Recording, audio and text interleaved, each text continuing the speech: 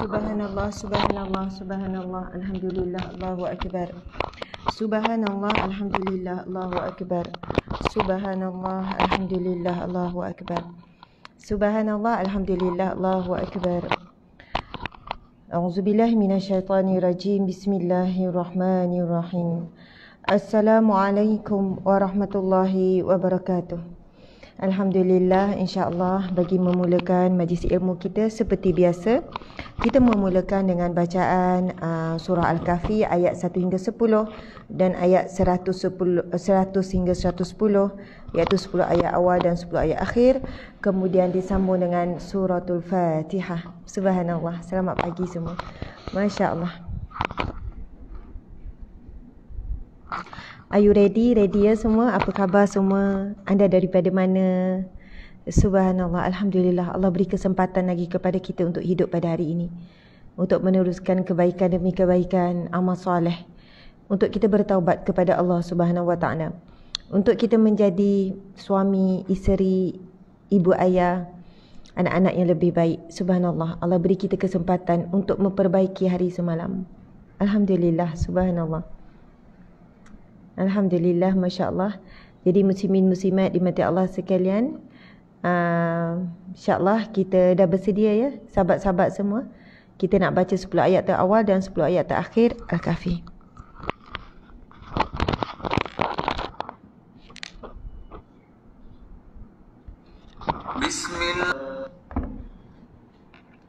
Bismillahirrahmanirrahim. أعوذ بالله من الشيطان الرجيم بسم الله الرحمن الرحيم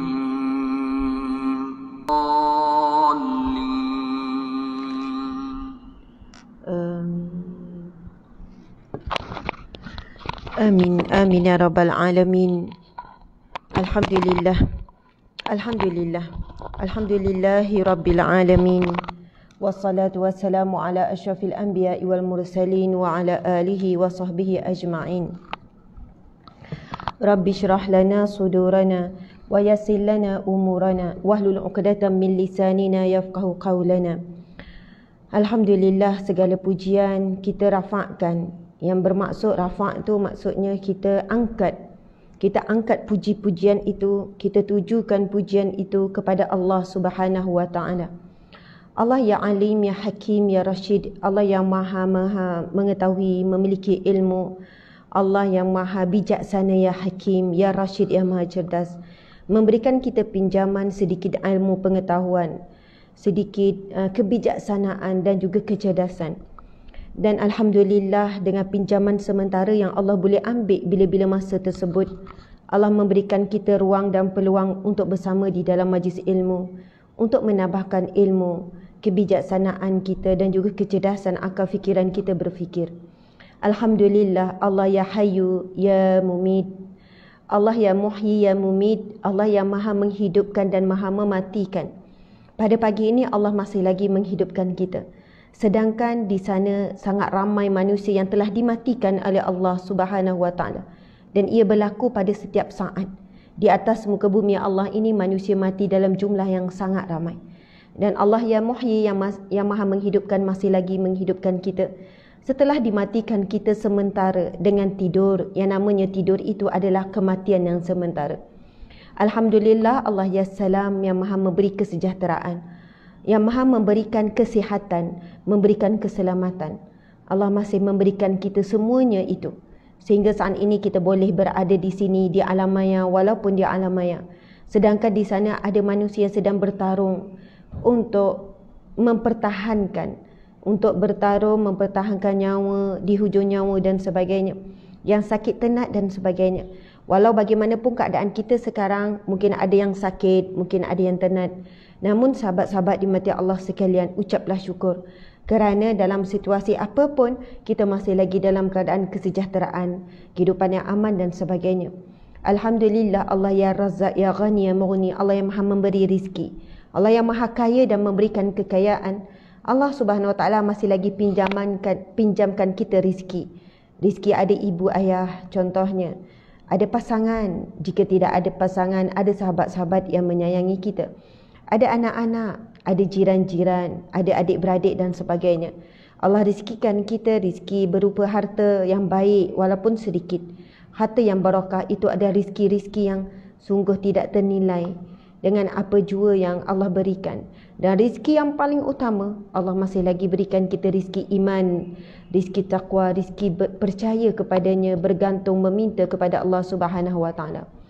Alhamdulillah, Allah ya qawi ya aziz ya matin, yang maha kuat, yang maha teguh, yang maha perkasa.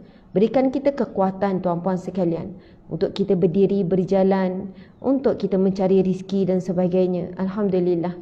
Jika nak disebutkan 99 nama Allah Asmaul Husna, Allah berfirman di dalam Al-Quran, Bismillahirrahmanirrahim, Walillahil asma'ul husna fada'uhu biha.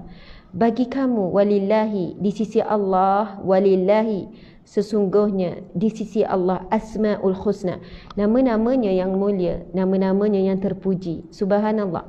Fada'uhu biha, maka Allah perintahkan kepada kita, maka memintalah, berdoalah dengan nama-namanya tersebut. Jadi sahabat-sahabat yang dirahmati Allah sekalian, jika kita sebutkan 99 nama Allah, nescaya 99 nama Allah itu sentiasa berkait dengan kehidupan kita daripada celek mata sampai pejam mata. 99 nama Allah itu sentiasa terkait dengan kita, tuan-tuan dimati Allah sekalian. Allah ya Sami yang maha mendengar. Mendengar setiap apa yang kita katakan pada lidah. Mendengar apa yang kita bisikkan di dalam hati.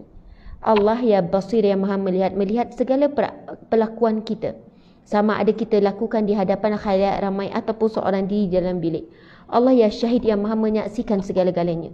Sekiranya kita difitnah oleh manusia, sangka buruk dan sebagainya, Allah lah sebaik-baik saksi terhadap kita.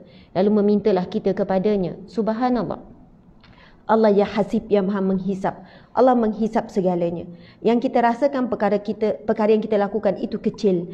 Tetapi Allah berfirman di dalam Al-Quran, وَمَنْ يَعْمَلْ مِثْقَالَ ذَرَّةٍ خَيْرًا يَرَهُ فَمَنْ يَعْمَلْ مِثْقَالَ ذَرَّةٍ شَرًّا يَرَهُ. Barang siapa yang melakukan kebaikan walaupun hanya sebesar biji zarah, yang kita tidak boleh lihat dengan mata kasar. Zarah ini kita perlu lihat dengan mikroskop. Kalau lebih kecil dengan mikroskop elektron yang lebih kecil. Subhanallah. Dan Allah berfirman, barang siapa yang melakukan sebesar biji zarah kebaikan akan diperlihatkan, akan diganjarkan, akan dibalas dengan kebaikan. Subhanallah. Yang mungkin kebaikan yang kita lakukan itu manusia tak pandang, bahkan kita sendiri tak pandang. Kebaikan yang sangat kecil, umpama kita susun selipar sebelum masuk rumah, umpama seperti kita kuis-kuis dengan kaki, ada batu-batu di jalan, kita kuis supaya dia ke tepi. Mungkin kebaikan sekadar senyum, dan tak adalah kebaikan itu diwairakan oleh manusia. Wow, hebatnya dia letak batu tepi jalan sekian-sekian. Wow, dia seorang yang suka senyum. Wow, dia seorang yang susun selipar dengan betul. Wow, dia minum, duduk. Kebaikan-kebaikan yang sangat kecil bagi kita. Tetapi Allah berfirman, walaupun sebesar biji zarah yang tidak dipuji oleh kamu, tidak, manusia pun tak pandang, kamu sendiri pun tak pandang, tetapi Allah ya Syahid yang maha menyaksikan, Allah ya Basir yang maha melihat, Allah ya Sami yang maha mendengar. Kita duduk di dalam rumah, keluarkan perkataan yang baik pada suami. Suami pun biasa saja perkataan tu. Kita cakap baik-baik kepada anak, kita cakap baik-baik kepada kawan-kawan. Mungkin itu macam biasa saja tuan-puan sekalian. Tetapi di sisi Allah, walaupun kebaikan itu, walaupun sebesar biji zarah, akan diperlihatkan oleh Allah di mahsyar kelak, dicatat dan diperlihatkan oleh Allah. Wa may ya'mal misqala dzarratin khairan yarah. Yarah, asal perkataan ra'a, yara, yarah. Ra'ah maksudnya lihat, yara dilihat. Bila Allah berfirman menyebutkan yarahu, akan diperlihatkan tuan-puan sekalian, membawa maksud Allah akan perlihatkan, Allah akan tunjukkan di mahsyar kelak. Allah catat, Allah akan gandakan, Allah akan gantikan, Allah akan ganjarkan. Dan diperlihatkan ini di dunia dan juga di akhirat. Tuan-puan ingatkan saya, nanti saya akan cerita kisah seorang Nabi tapi bukan Rasul. Dan Nabi ini pun tidak disebut namanya. Bagaimana kisah Allah memperlihatkan kebaikan kepada manusia. InsyaAllah kita sempatkan untuk saya bercerita kisah yang sangat baik ini. Kemudian Allah menyambut, faman ya'mal misqala dzarratin wa man ya'mal misqala dzarratin syarran yarah. Dan barang siapa yang melakukan sebesar biji zarah keburukan, kejahatan, Allah juga akan perlihatkan, Allah juga akan tunjukkan, Allah juga akan balas, Allah juga akan memberikan sebaik-baik. Maksudnya Allah Maha Adil, Allah akan balas. Jadi tuan-puan dan puan-puan, berhati untuk keduanya. Bersyukur dengan sekecil-kecil kebaikan Allah akan balas, dan berhati-hati dan takutlah. Walaupun kita rasa keburukan kita tu kecil, sampai kita keluar berkata, alah bukan benda besar pun, alah kocik ya. Alah perkara kecil pun nak dibesarkan. Alah jangan fikir sangatlah, kita kena positif, benda-benda macam tu abaikan je lah. Tuan-puan dan puan-puan Allah sekalian, seorang hamba Allah yang beriman, apabila dia menuliskan sesuatu yang dia bimbang, manusia akan salah faham ataupun kecil hati. Seseorang apabila meninggalkan komen, seseorang apabila menuturkan kata-kata, subhanallah, lalu dia berfikir semula itu tanda-tanda orang yang soleh, orang-orang yang beriman. Lepas dia komen, dia tengok balik, orang salah faham tak, orang kecil hati tak, komen aku ni mempelekehkan orang ke tak, komen aku ni menghina orang tak, komen aku ni menunjukkan aku sombong ke tidak, komen aku ni menunjukkan aku ini riak ke, komen aku ni menunjukkan aku ni rasa lebih baik ke, ada peli orang ke, ada jatuhkan orang ke. Orang, sifat orang mukmin, Allahu Akbar, Nabi SAW bersabda, da' ma yaribuka ila ma la yaribuka, tinggalkanlah apa yang kamu ragui kepada apa yang kamu tidak ragui. Dan dalam mafhum hadis yang lain, Nabi menyebutkan cukuplah hati kamu itu berfatwa kepadamu. Soalannya, cukuplah hatimu itu berkata-kata bagimu. Tuan-puan sekalian, tanda ciri-ciri hati orang yang beriman, orang yang soleh ini, dia bila melakukan kesalahan, dosa, maksiat, hati itu tak tenang. Itu signal tuan-puan sekalian. Umpama kalau badan kita sihat walafiat, kalau pening kepala sikit kan dah terasa. Pening kepala lah bang, kuat ke sikit? Sikit-sikit je tapi pening. Tapi bagi orang yang dah selalu migraine, sikit kepala sikit tu dah tak rasa. Bagi orang yang sehat, kita tercucuk pada kaki kita dengan duri, terasa, aduh, cucuk apalah kita kata. Sebab apa? Badan kita sehat. Jadi bila kita terkena sedikit saja perkara yang tajam, kita terus rasa signal sakit tu. Tapi bayangkan kalau yang pijak kaca ataupun paku tu adalah pesakit diabetes yang dah tahap teruk, kaki pun dah buruk, dia pijak paku pun dia tak rasa. Dia pijak kaca pun dia tak rasa. Sebab apa? Dia rasa sakit itu sudah pun berkurang, bahkan tidak ada apa-apa. Tuan-puan yang dirahmati Allah sekalian, bila kita sebut dia rasa sakit, akan dirasai, sangat dirasai bagi orang yang sehat. Manakala dia rasa berdosa, bersalah, sangat dirasai bagi orang yang soleh, orang yang beriman.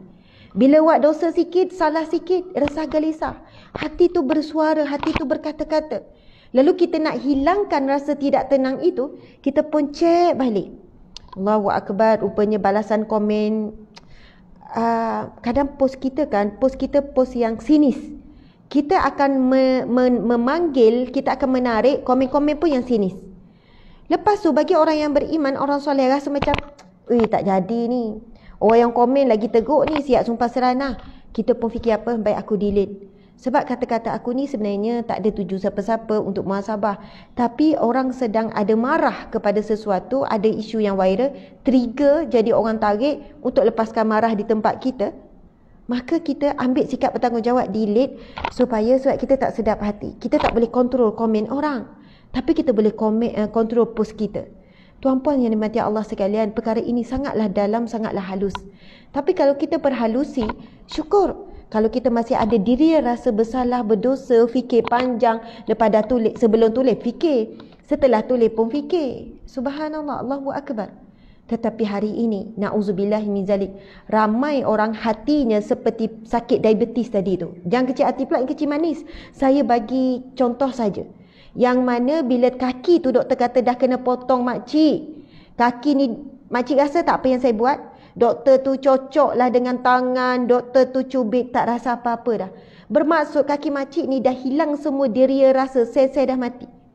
Tuan-puan sekalian, bila diria sel hati itu dah mati, buat dosa tak rasa berdosa, buat salah tak rasa bersalah. Na'udzubillah min zalik, hati semakin keras-keras. Yang disebutkan Allah Subhanahu Wa Taala dalam Al-Quran, Allah kata, hatinya semakin hitam, semakin keras, bertambah kekerasan. Sehingga bila diberi hidayah, diberi petunjuk, diberi teguran, dia tolak. Dia tak rasa apa-apa. Bahkan dia semakin sombong. Na'udzubillahi min zalik.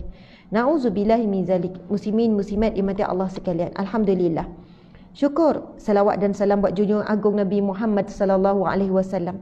Dan alhamdulillah kita sambung lagi pengajian kitab Riyadhus Salihin kita pada hari ini. Dan insya-Allah terima kasih kepada semua yang telah pun membeli kitab ini. Dan kalau siapa yang tak beli kitab pun jangan risau, tak mampu beli, ikuti sahaja. Sebab kita tetap setiap hari akan membacakan hadis. Tetapi hari ini kita akan menyambung hadis Nabi yang agak panjang.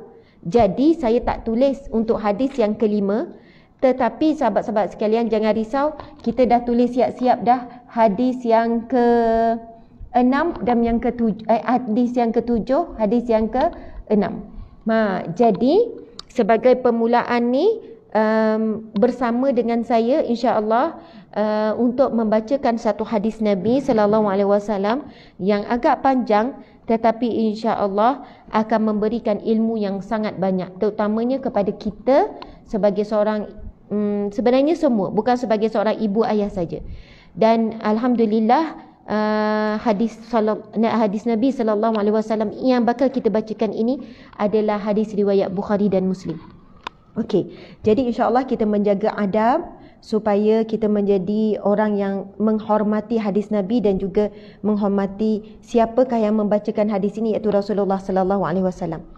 Okey, tuan-puan boleh buka kitab kita ni pada muka surat 29. Bismillahirrahmanirrahim. Daripada Abu Ishaq Sa'ad bin Waqash, Malik bin Uhaib bin Abdi Manaf bin Zuhrah bin Kilab bin Murrah bin Ka'ab bin Luwai bin Quraisy bin Az-Zuhri. Macam mana? Okey, kitab ni, kitab Riyadhus Salihin. Subhanallah. Kepada siapa yang ingin memiliki, sebab saya akan baca kitab ini sampai habis. Kitab ni sangat besar dan juga sangat tebal. Riyadhus Salihin membawa maksud taman orang-orang yang soleh. Riyadh bermaksud taman. Soleh iaitu orang-orang yang soleh. Kitab ini telah disusun oleh ulama yang mulia, seorang wali Allah, ulama yang mulia iaitu Imam Nawawi.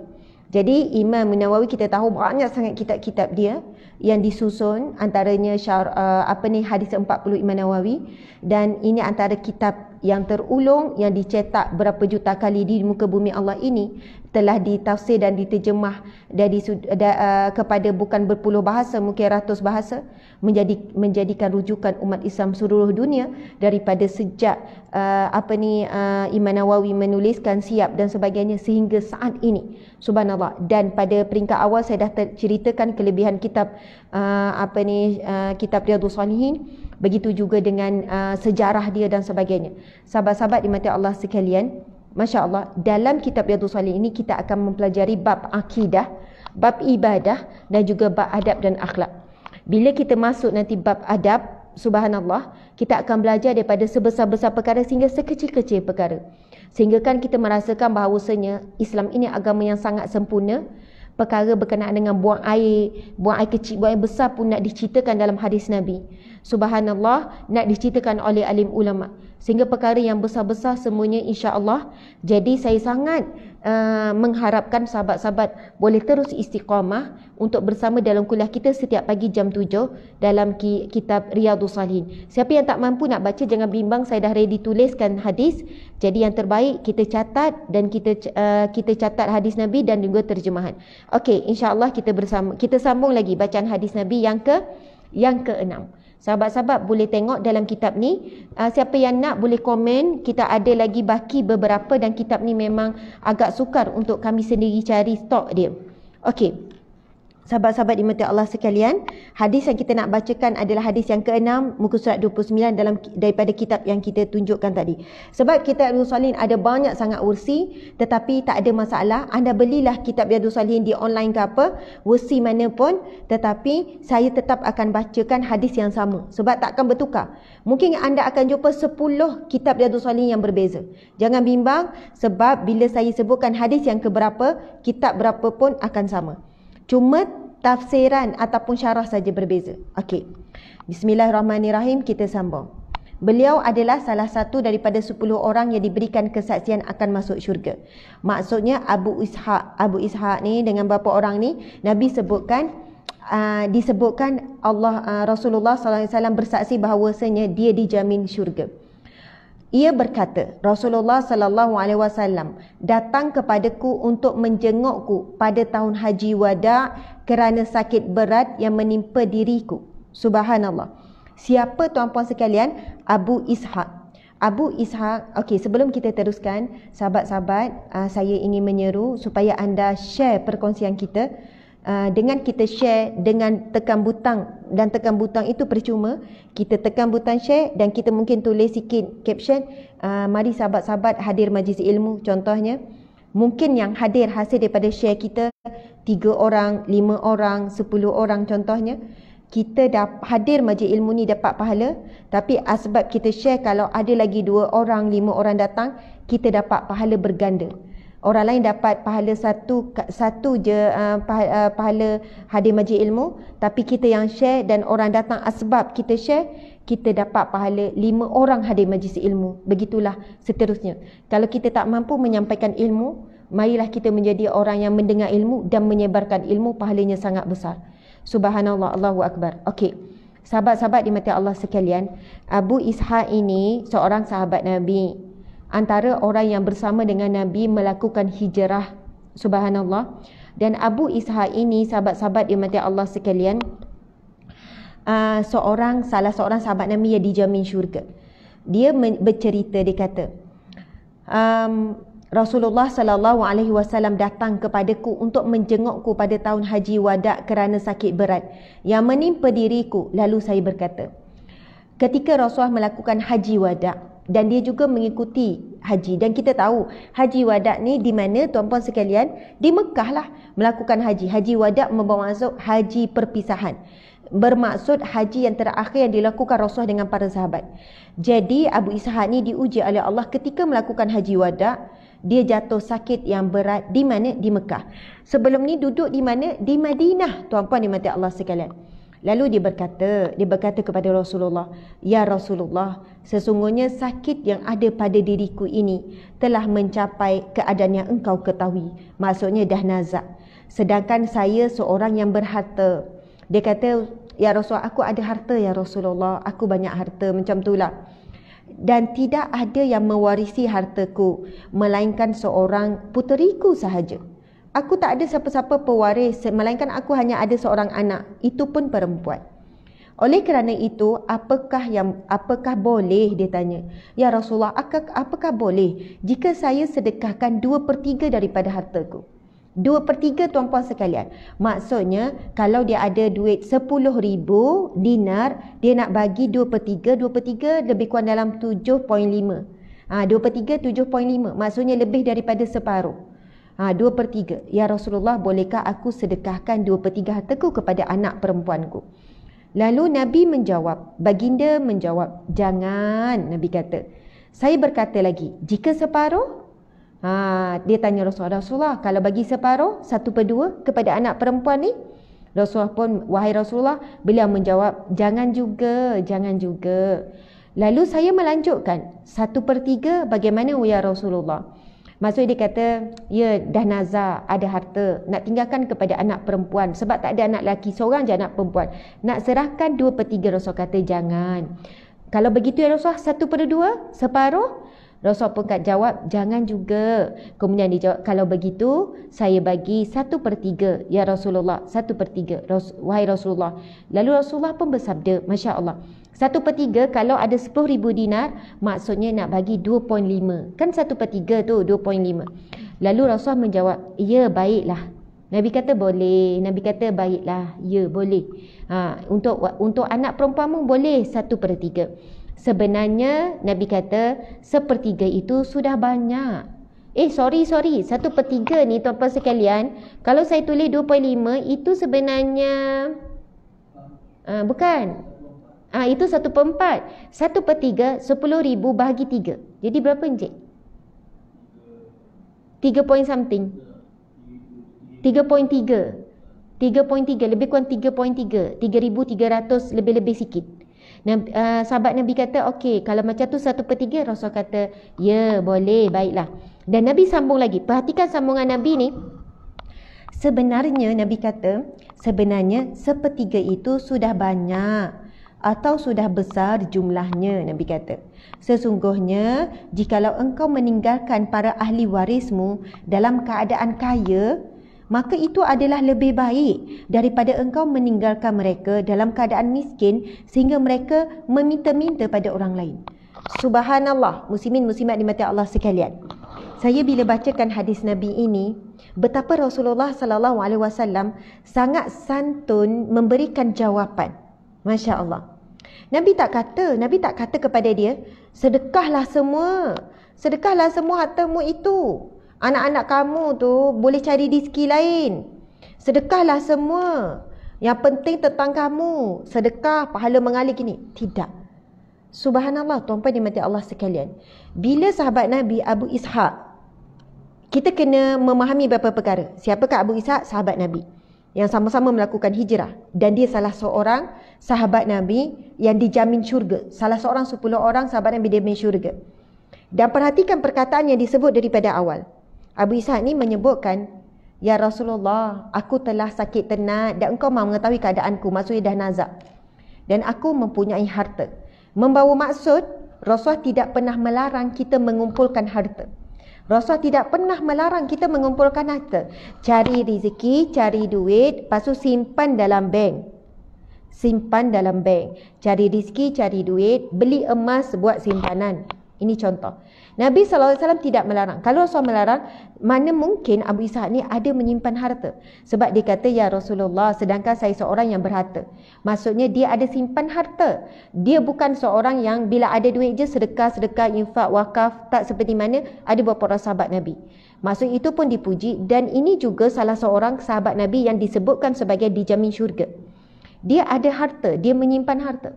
Cuma tuan-puan sekalian, yang tercela adalah mereka yang menyimpan harta, menimbun harta, dan mereka yang bakhil. Ini yang tercela, dimurkai, dibenci oleh Allah. Kalaulah kita menyimpan harta, ada dengan tujuan untuk menyiapkan simpanan untuk hari tua. Kita simpan harta, kita fikir nanti nak tinggalkan juga kepada anak-anak kita sekian. Masya Allah, itu tidak dilarang. Tapi bila menghimpun, menimbun sampai ada aset rumah berpuluh-puluh, mungkin berpuluh-puluh kereta, berpuluh-puluh. Tetapi saat untuk ada orang meminta pertolongan, saat agama Allah memerlukan belanja daripada hamba-hambanya untuk memperjuangkan agama Allah, mereka sangat berkira-kira mengeluarkan. Ini sangatlah tercela. Subhanallah. Jadi tuan-puan sekalian, jangan bimbang. Kalau kita fikir, ada orang fikir, Ustazah, saya nak sedekah semua, saya takut saya mati, saya ditanya. Saya kata, tak. Mana yang kamu niatkan untuk tinggalkan kepada ahli waris, untuk anak-anak, itu tidak salah. Cuba kita perhatikan apa jawapan Nabi SAW. Nabi menyambung. Nabi bersabda, sesungguhnya jikalau engkau meninggalkan para ahli warismu dalam keadaan kaya. Masuk kaya di sini bukan kaya raya, maksudnya dengan ada sesuatu, dengan tidaklah miskin, bukanlah fakir. Nabi kata, maka itu adalah lebih baik daripada engkau meninggalkan mereka dalam keadaan miskin. Nabi kata itu lebih baik daripada engkau meninggalkan mereka dalam keadaan miskin sehingga mereka meminta-minta kepada orang lain. Sesungguhnya tiada suatu nafkah yang engkau berikan dengan niat untuk mendapatkan redha Allah, melainkan engkau pasti akan mendapatkan pahalanya, sekalipun makanan yang engkau berikan ke dalam mulut isterimu. Subhanallah. Muslimin muslimat sekalian, berbahagialah dengan hadis Nabi SAW, hadis sahih riwayat Bukhari Muslim ini, yang Allah izinkan untuk kita baca dan kita tadabbur pada pagi ini. Itu adalah satu berita gembira, berita bahagia yang memberikan kelapangan kepada kita tentang beberapa persoalan yang kita risaukan tentang harta kita, tuan-puan dan puan-puan Allah sekalian. Yang mana Nabi sambung, sesungguhnya tiada suatu nafkah ataupun pemberian yang engkau berikan dengan niat untuk dapatkan redha Allah, melainkan engkau pasti akan mendapatkan pahalanya, sekalipun makanan yang engkau berikan ke dalam mulut isterimu. Sahabat-sahabat dimati Allah sekalian, seorang suami berikan makanan setiap hari sama ada daripada yang dia beli ataupun yang dia masak ataupun bahan makanan, daging-daging, barang basah semua tu dibeli, dan isteri pula yang masak, walaupun dengan cara macam mana pun, Nabi SAW sebut itu ada pahala yang begitu besar. Yang penting kamu buat untuk dapat redha Allah, walaupun kepada apa yang engkau beri makan kepada mulut isteri, anak-anakmu dan sebagainya. Subhanallah, Allahu Akbar. Begitu Nabi, begitu santun, begitu lembut, kan menerangkan sesuatu kepada kita agar kita ini tidak terlalu takut untuk mencari rizki, menghimpun harta, ataupun untuk hidup dalam keadaan yang normal. Bukan fikir yang berat-berat, teruk-teruk sampai kita, Masya Allah, kan, na'udzubillah min zalik. Ada berapa orang anak yang jumpa saya, ustazah, ibu ayah kami adalah orang yang berharta, tapi mereka tak tinggalkan apa-apa. Semua wasiat, semua dia telah beri kepada sekian-sekian. Hingga kan kami anak beranak, ustazah, subhanallah, anak-anak ni bergaduh benda yang kecil. Saya kata itu berlakunya salah faham. Mungkin ibu ayah, maafkanlah ibu ayah kamu. Okey, sambung lagi. Abu Ishaq melanjutkan riwayatnya. Saya berkata lagi, apakah saya ditinggalkan di Mekah setelah kepulangan sahabat-sahabatku itu? Maksudnya Abu Ishaq ni bimbang. Sebab apa? Kita tengok tadi, Abu Ishaq ni kan dah duduk di Madinah, ikut Nabi buat haji wada', iaitu haji perpisahan. Dan masa melakukan haji itulah, ketika di Mekah, dia jatuh sakit tenat. Lalu dia bertanya, ya Rasulullah, apakah saya akan ditinggalkan di Mekah setelah kepulangan sahabat-sahabatku? Semua orang balik, nanti aku akan ditinggalkan di sini ke? Lalu Nabi menjawab, sesungguhnya engkau tidak akan tertinggal. Kemudian apabila engkau melakukan suatu amal kebaikan yang engkau maksudkan untuk mendapatkan redha Allah, melainkan darjat dan kedudukanmu akan bertambah. Barangkali sekalipun engkau ditinggalkan, tetapi nantinya akan ada berapa kaum yang dapat mengambil manfaat darimu, dan ada kaum lainnya yang mendapat mudarat lantaran darimu. Ya Allah, sempurnakanlah pahala untuk sahabat-sahabatku dalam hijrah mereka itu, dan janganlah engkau balikkan mereka pada tumit-tumit mereka, yakni murtad, akan tetapi yang miskin itu rugi. Tetapi yang miskin itu iaitu yang rugi itu ialah Sa'ad bin Khawlah. Itu cerita seorang sahabat Nabi yang lain dan sebagainya. Rasulullah SAW merasa sangat kasihan padanya sebab matinya di Mekah. Subhanallah. Abu Ishaq ni, sahabat-sahabat dimati Allah sekalian, dia bersebut, ya Rasulullah, adakah aku akan ditinggalkan setelah kamu sahabat-sahabat semua balik ke Madinah? Sebab dia rasa sedih lah kalau boleh nak mati di mana? Di kampung halamannya lah, iaitu di Madinah. Abu Ishaq ni ikut Nabi untuk melakukan haji wada', haji perpisahan, sahabat-sahabat sekalian. Sebab itu dia rasa sedih. Lalu Nabi pun menyebutkan, wahai Abu Ishaq, Nabi pujuk, Nabi kata, engkau sebenarnya tidak akan tertinggal, walaupun akhirnya kamu akan ditinggalkan. Dan Nabi sebut di sini, barangkali sekali engkau ditinggalkan, tapi nantinya ada berapa kaum yang akan dapat mengambil manfaat daripadamu. Maksudnya Nabi nak pujuk, kalaupun kamu mati di sini, ada orang akan dapat ambil manfaat dengan kematianmu. Subhanallah. Dan kenapa kamu tidak mati di sana, iaitu di Madinah? Mungkin akan membawa mudarat, kematianmu akan membawa mudarat. Nabi pujuk dengan jawapan yang sangatlah halus. Seolah Nabi kata, kematian kita di mana pun, tuan-puan sekalian.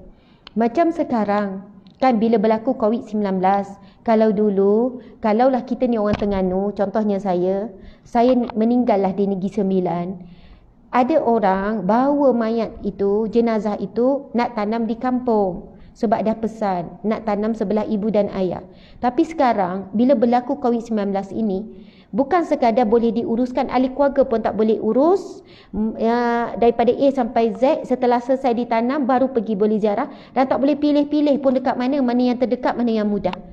Tetapi bagaimana jawapan Nabi hari ini menjawab kepada apa yang kita rasa tersebut? Nabi menjawab dengan sangat halus kepada Abu Ishaq. Boleh jadi bila kamu ditanam di sini, kamu memberikan kebaikan yang banyak kepada orang selepas ini. Dan boleh, maksudnya seolahnya, dan Allah sedang menyelamatkan kamu. Kalau kamu ditanam di tempat yang kamu nak itu, mungkin boleh memberikan keburukan. Jadi sahabat-sahabat dimati Allah sekalian, begitulah Rasulullah SAW sangatlah berhati-hati dalam menjawab setiap persoalan, dan jawapan Rasulullah itu untuk kita juga.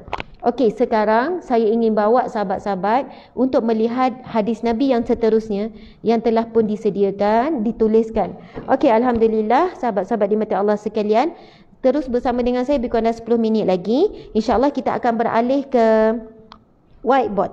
Kita beralih ke whiteboard. Encik. Encik suami. Okey, kita beralih ke whiteboard. Sahabat-sahabat yang minta Allah sekalian, dia kena tinggikan sikit, kemudian kena terbalikkan. Okey, subhanallah, alhamdulillah, masya Allah. Kita akan tengok terjemahannya. Anda boleh salin, saya dah tulis siap-siap. Encik kena pindah ke sini dan kena tinggikan. Okey.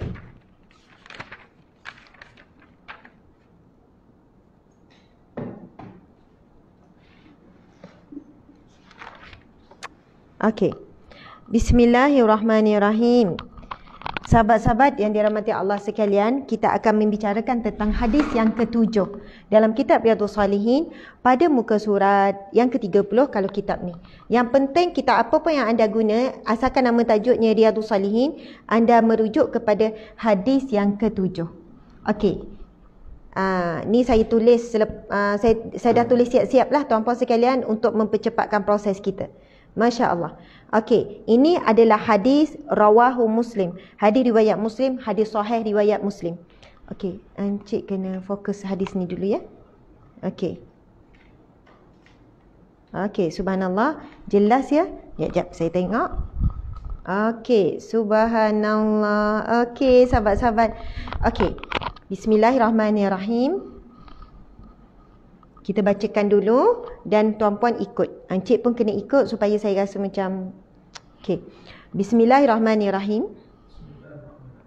Wa an Abi Hurairah radhiyallahu anhu qala qala Rasulullah sallallahu alaihi wasallam innallaha la yanzuru ila ajsamikum wala ila suwarikum. Cik tengok sini cik. Baru saya rasa ni real. Walakin yanzuru ila qulubikum. Dan ada daripada riwayat yang lain, ada tambahan dalam riwayat yang lain, kalau yang lengkap wa a'malikum. Subhanallah. Okey. Kita dah sama-sama membacakan hadis ini. Mari kita tengok maksud dia. Wa'an, dan daripada Abi Hurairah. Daripada Abu Hurairah, kita tahu sahabat Nabi antara yang paling banyak meriwayatkan hadis Nabi. Radhiyallahu anhu. Saya tulis ra sajalah. Radhiyallahu anhu membawa maksud Allah, semoga Allah redha kepadanya. Kan bila kita sebut radhiyallahu anhu. Maksudnya ini yang ni radhiyallahu anhu. Okey, kejap. Okey. Radhiyallahu anhu membawa maksud radhiyallahu, semoga Allah redha ke atasnya. Dan biasanya radhiyallahu anhu ini digunakan kepada para sahabat Nabi. Kalau kita jumpa nama-nama sebut radhiyallahu anhu, itu adalah gelaran ataupun doa kepada sahabat Nabi. Selain daripada sahabat Nabi, kita akan jumpa ulama-ulama yang disebut dengan rahimahullah. Rahimahullah. Kadang-kadang kita ada jumpa perkataan rahimahullah. Contohnya Imam Nawawi rahimahullah.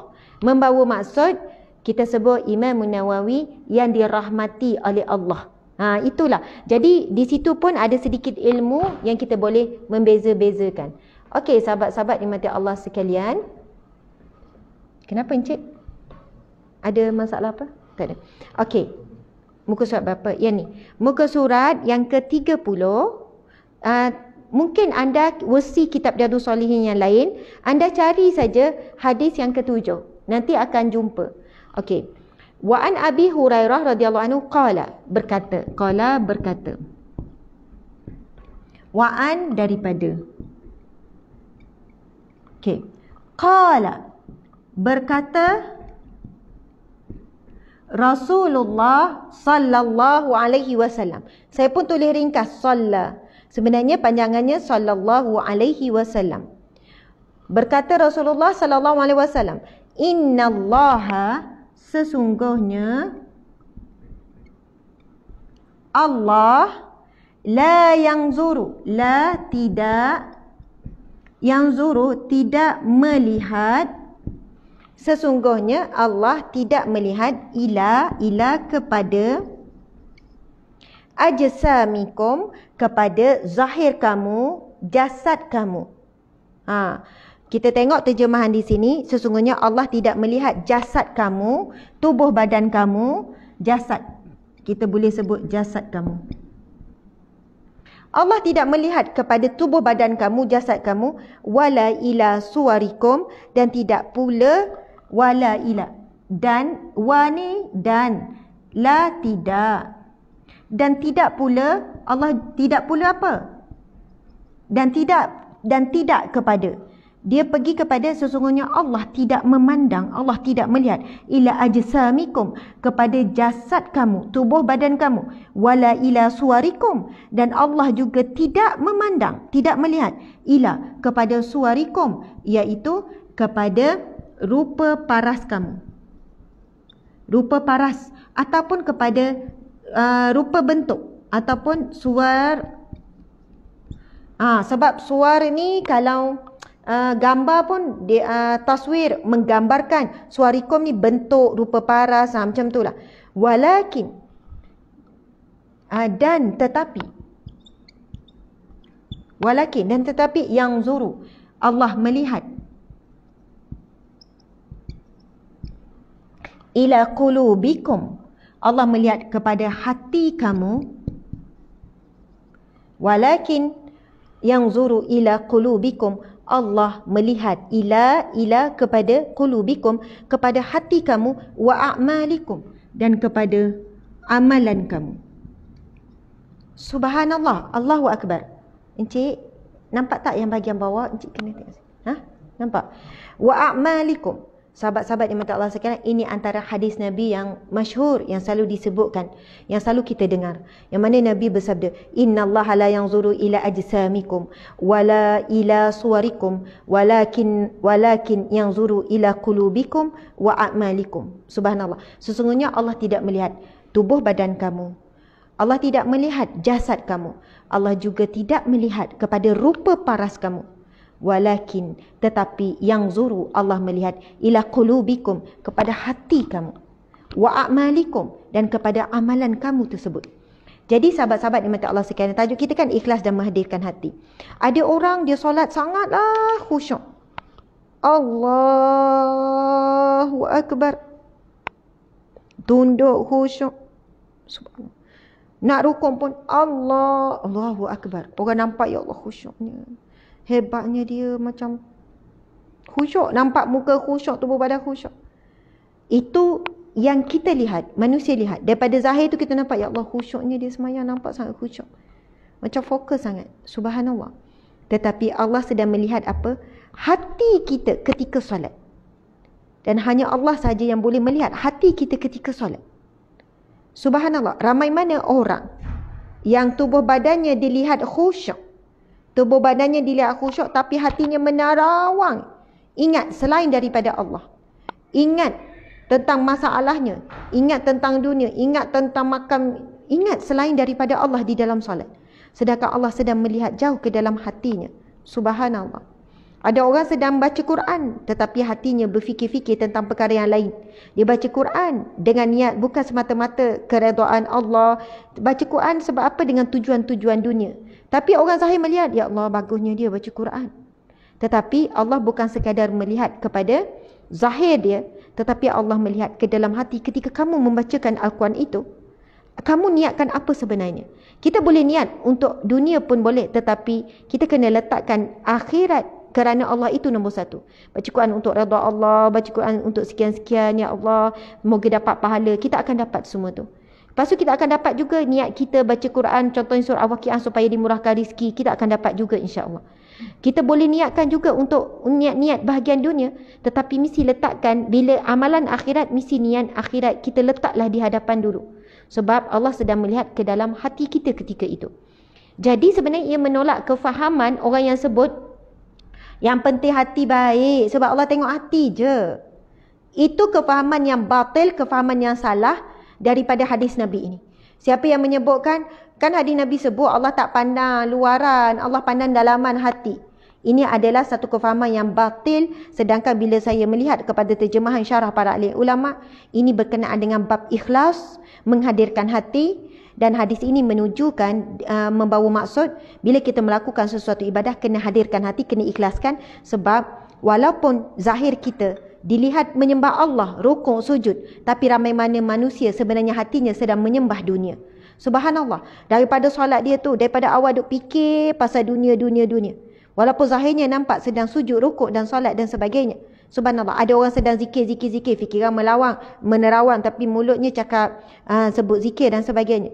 Ada orang sedekah, zahirnya nampak buat ibadah, sedekah pula banyak, tetapi hatinya sedang riak, sedang ujub, sedang takabur. Subhanallah, Allah menerima dan memandang sesuatu pada hati orang ketika melakukan. Sebab itu sangatlah rugi kalau kita tidak benar-benar beriman dengan hadis Nabi ini, yang mana Nabi bersabda, Nabi kata Allah tidak pandang bentuk rupa paras kamu, jasad kamu, tetapi Allah sedang memandang hati kamu ketika kamu sedang melakukan, dan Allah juga memandang amalan kamu. Subhanallah. Sahabat-sahabat dimati Allah sekalian, Masya Allah, siapa yang berpegang yang penting hati baik, walaupun mulut dia makiamun, walaupun dia tak tutup aurat, walaupun dia sekian-sekian, tapi hati dia baik, dia lebih baik daripada orang perempuan yang tutup aurat tu. Perkara ni, subhanallah, tuan-tuan sekalian, saya bukanlah nak kupas panjang, saya nak bagi analogi saja supaya kita berfikir. Okey. Contoh. Sebab saya sayang nak padam, mungkin ada orang nak salin. Buah durian. Buah durian, cik. Macam mana buah durian? Buah durian. Ui, lawa buah durian. Cik kena carilah buah durian. Saya dah sebut ni, terasa nak buah durian dah pula. Alah, kecilnya. Orang nampak tak buah durian ni? Nampak buah durian? Macam bahaya sangat durian ni kan? Okey. Okeylah tu. Buah durian. Subhanallah. Tuan-tuan dimati Allah sekalian. Buah durian. Subhanallah. Bila kita nak beli buah durian, sebab kita tak tahu isi dalam, biasa kita buat apa, encik? Kalau kita pasal buah durian lah, kita orang kata kena tengok apa? Kena tengok tangkai. Sebab apa? Kalau tangkai tu nampak dah buruk, dah apa, ya lama lah tu. Lepas tu ada tu goyang-goyang. Maksud kalau tak bergerak tu mungkin yang lama dia dah melekat, dia dah lembek. Ada tu goyang-goyang. Adalah lagi teknik-teknik je. Sebab tak tahu isi dalam, tuan-puan sekalian. Kita jadi menilai dari segi luaran. Dari segi luaran kita nak menilai dalaman. Jadi kita cek, tengok luar semua okey. Masya Allah. Lepas tu kita pun bayar, kita bawa balik. Okey, tuan-puan sekalian. Kita akan pilih yang luar tu bagus, penilaian kita tu bagus, betul kan? Lepas tu, logik tak? Kalau kita kata, kita nampak tangkai dia dah buruk, dah merekah dah buruk, dah merengkah dah. Lepas tu ni pun memang dah lama, dah nak tercabut dah. Tercabut. Masa kita tengah tu. Lepas tu siap nampak ada lebam. Siap ada lebam lah kat sini, siap ada lebam sini, ada mekah. Lepas tu kan, kita pun ambil lah durian ni. Lepas tu penjual kata, cik, durian tu nampak tak lebam-lebam tu. Lepas tu kami jual murah. Tangkai pun dah cabut tu. Kita pun cakap, don't judge a book by its cover. Jangan kita menilai buku daripada cover dia. Jangan nilai durian ni daripada luar. Walaupun luar dia nampak dah buruk, dah lebam-lebam, dah nampak lebam, dah nampak lembek, mungkin dalamnya elok. Penjual ni kata-kata, mustahil. Pengalaman saya jual 20 tahun durian, kalau luar tu dah tak elok, memang menunjukkan dalam tak elok. Tapi saya sebagai penjual durian ingin sebut pada cik, penjual durian pula ni macam nak mempertahankan.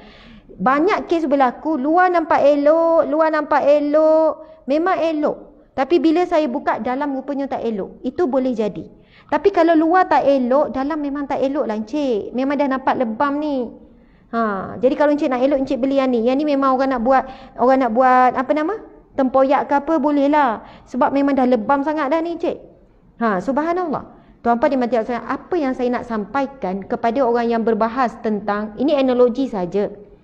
Kalau zahirnya seorang itu dah nampak keburukannya. Buruk apa ustazah? Mulut maki hamun. Menulis pun maki hamun. Kita tak boleh cakap. Ia sangatlah bertentangan dengan fitrah. Kalau kita cakap, lah mulut dia tu, mulut je macam tu, tapi hati dia baik. Lebih baik daripada orang yang mulut manis tu, yang mulut cakap elok tu, yang tu lagi kita kena hati-hati. Ini orang yang mulut lepas ni, dia tak simpan. Itu ayat kita tuan-puan sekalian. Ia bersalahan. Bersalahan dengan hadis Nabi, bersalahan dengan bila Nabi menjelaskan tentang kamu kena jaga semua lisan, mata, semuanya. Okey, jadi sama juga kalau kita kata tolong, itu bukan perbandingan yang betul. Bila kita bandingkan, kadang-kadang perempuan yang seksi, yang tak tutup aurat tu lebih baik daripada yang pakai tutup aurat, pakai niqab apa semua tu. Yang tu kadang-kadang bila saya kena mulut busuk, hati busuk. Ini perbandingan yang tidak logik dan tidak wajar dan tidak boleh. Tuan-puan sekalian, seorang wanita yang tidak tutup aurat dengan seksi, dengan pakai ketat dedah sana dedah sini, dia telah secara zahirnya menunjukkan keburukan. Dan tidak ada keburukan yang lebih dahsyat, yang lebih buruk, seseorang hamba Allah menunjukkan kesombongan kepada Allah secara terangan. Fahamkan maksud saya? Kan Allah memerintahkan supaya menutup aurat. Lalu dia berjalan di atas muka bumi Allah dengan selamba dan keadaan seksi, dedah aurat, ambil gambar, tunjuk lagi sekian-sekian. Kalaulah kita kata manusia sombong dengan manusia itu dahsyat, lebih dahsyat manusia sombong dengan Allah, pemilik manusia. Itu jauh lebih dahsyat tuan-puan sekalian bila sombong dengan Allah dan berjalan di atas muka bumi Allah. Sedangkan Allah berfirman, Bismillahirrahmanirrahim, wala tamshi fil ardi maraha. Jangan kamu berjalan di atas muka bumi ini dengan sombong. Siapakah orang yang sombong? Yang berjalan di atas muka bumi, yang hidup di atas muka bumi, yang hirup udara Allah, yang hidup dengan segala nikmat Allah, yang makan dengan nikmat Allah. Bila susah meminta dengan Allah, tetapi bila Allah minta untuk melaksanakan tanggungjawab, bila Allah minta untuk mentaati perintahnya sekian-sekian, lalu kita depan-depan direct secara terangan melawan Allah. Jadi itulah bentuk kesombongan yang paling dahsyat berbanding sombong dengan manusia. Sebab itu kalau kita sebutkan, tak semestinya kena kenal dulu hati dia baik. Bermaksud orang yang jelas-jelas kesombongan melawan Allah, hati dia sangat sakit, hati dia sangat bermasalah. Kalau dia tak berani nak lawan polis tapi berani lawan Allah, maksudnya hidupnya telah jelas menunjukkan dia sebenarnya lebih takutkan manusia, lebih hormatkan manusia. Dia tidak kenal siapa Tuhannya, siapa yang lebih patut. Dan orang yang taat kepada Allah sudah tentu taat kepada pemerintah, sudah tentu dia pun hormat kepada polis. Tapi belum tentu orang yang takut dan hormat kepada polis hormat kepada Allah. Subhanallah. Jadi tuan-puan sekalian, Masya Allah, Ustazah habis tu macam mana? Ada yang kita kenal, kita jumpa tu memang baik Ustazah, solat, jaga puasa, jaga zikir banyak, baca Quran banyak, tapi mulutnya Ustazah cakap buruk pasal orang, maki hamu dan sebagainya. Tuan-puan sekalian, itulah cerita Ada kan kita beli apa, durian. Kita bawa balik rumah, elok kat luar. Elok nampak, saya pun pernah macam tu tuan-puan sekalian. Kan siap apa? Kan bila nak beli durian kan mahal. Dah lah beli sebiji, kita kongsi dengan anak-anak Kita pun siap minta Ini cakap penggori lah pula. Kita siap minta penjual tu potong sikit, nak tengok isi. Dia siap potong, tengok isi. Wah, kuning lawa Bawa balik rumah, bila buka habis rupanya buruk.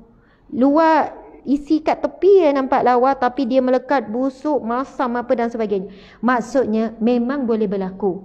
Orang yang zahirnya nampak baik, nampak elok, jalan lemah lembut apa semua, tetapi rupanya memiliki hati yang busuk, hati yang kotor. Itu memang boleh berlaku.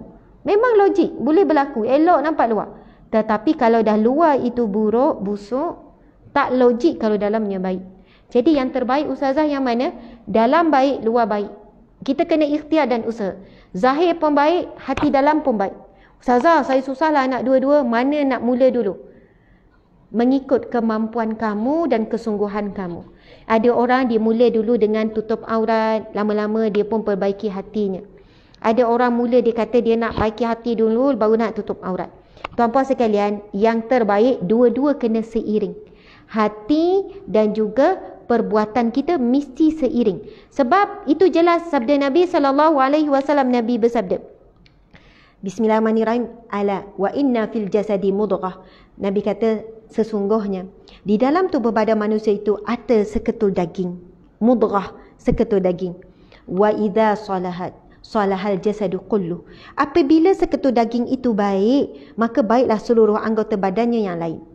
Wa idza fasadat fasadal jasadu kullu. Apabila seketul daging itu buruk, busuk, kotor, maka rosak, busuk dan kotorlah seluruh anggota badan yang lain. Lalu Nabi menjawab, Nabi menyambung, ala wahyal qalbun, katalah itu adalah hati kamu. Kalau hati kamu baik, maksudnya seluruh badan kamu pun akan baik. Kamu akan keluarkan kata-kata yang baik. Mata kamu pun akan melihat yang baik, mendengar yang baik, melangkah yang baik, bertindak dengan baik. Masya Allah. Nampak tak hadis Nabi ini membawakan maksud seiring. Kalau hati yang baik, luaran pun baik. Kalau luarannya tidak baik, menunjukkan ada signal menunjukkan hati dia bermasalah. Dan kalau orang yang hatinya bermasalah, hatinya baik, mustahil kalau perbuatannya tak baik. Faham kan? Mustahil orang yang dia kata hati dia baik ni nak berubah hati dulu. Kalau betul hatinya baik, hatinya betul-betul bertaubat, hatinya dah menjadi hati hamba Allah, sudah tentu zahirnya pun ikut berubah. Tuan-tuan dan puan-puan Allah sekalian. Kalau zahirnya belum berubah, cek balik hati dia masih bermasalah. Maksudnya di sini, hati dengan luaran mesti berlaku seiring perubahan.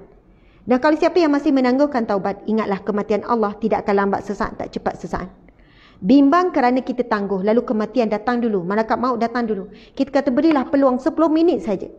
Aku memang dah lama dah niat nak bertaubat, tolonglah malaikat maut. Memang lama nak bertaubat. Sebenarnya rancang nak bertaubat, nak berubah betul-betul tu tahun depan. Sebab tahun ni ada banyak lagi program, ada banyak lagi. Ya Allah, satu saat pun tidak akan ditangguhkan. Sebab itu orang yang benar percaya mati itu anytime, anywhere, maka sikapnya adalah tidak menangguhkan taubat, tidak menangguhkan hijrah. Masya Allah, tuan-tuan dan puan-puan Allah sekalian, nampaknya kita tak sempat untuk membahaskan hadis Nabi yang kedua.